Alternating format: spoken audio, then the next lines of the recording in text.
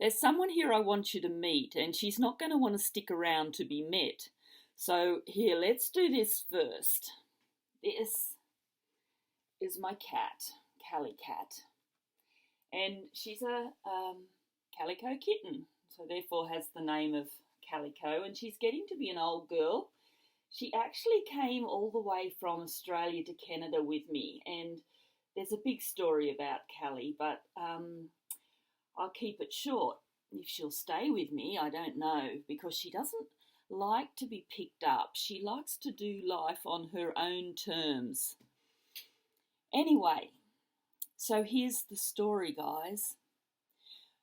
Many years ago, probably 12, 13 years ago, Callie and I went to the vet because we were moving to Canada and she had to have all her shots and all get ready to go. When I got home that night, my little boy, who was about 12 at the time, he started telling me about all the things that had happened on the vet visit. And I looked at him, I was kind of puzzled, and I said to him, who told you that? And this little guy, he just looks at me and he says, the cat told me. The cat told him. So there is my first exposure to animal communication. And after that, I contacted a lady who did an animal reading on my cat and my dog to try and explain to them what was happening in their world when they were put in a crate and put on an aircraft for hours and hours and hours and moved all the way across the world, because we care for our pets, we love our pets. When we decided to move to Canada, my husband, I love him forever, said nobody gets left behind. And Callie came, and at the time our dog, who's gone now, was Houston, and he came too. And when we got this animal reading, the cat wanted to know why the dog had to come. Well, they both came. So from time to time, I started communicating with my cat. She told me that getting a new kitten was a mistake, and it turned out she was right. They never got on. But that's another story. So here's a tangible thing that happened that gives me a lot of faith, hope, confidence in animal communication, and why I persist with it. They're always profound. They're always enlightening. They're always fun to do an animal reading. Callie Cat, we started having a problem in the basement, and one of the cats was going under the shelf and pooping. It's a wonderful topic, isn't it? Cat poop. Every day I would go down and I would, and I'm not very flexible, I would have to clean up and I was blaming my daughter's cat because, you know, it's a rat bag. Anyway, as it turned out, my daughter left home and took her cat, and the problem persisted.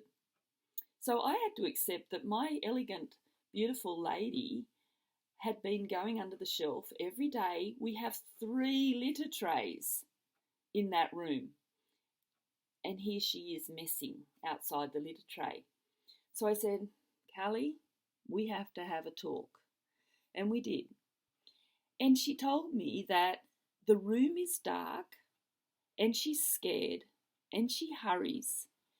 And so she took to messing under the bench because it's so dark and she gets scared.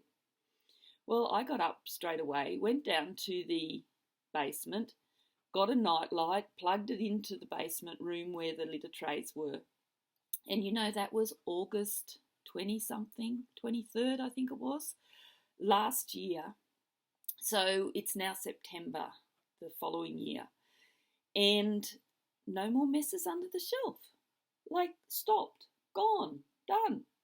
Because Callie, I assume, because she's getting old, she's not being able to see as well. I don't know how her hearing is. I should ask her now that I'm saying it. But all she needed was a bit more light to feel confident and happy to go in under the shelf and do her stuff. So it's just a wonderful story that has a tangible outcome. Like we can, I've done readings with horses and dogs, cats, goats. I don't know what else. And their owners have confirmed, oh yeah, this is a thing. Like, oh, you've nailed it, or that's their personality, or that's what the instructor has been telling my daughter about riding her horse, because the horse has impact.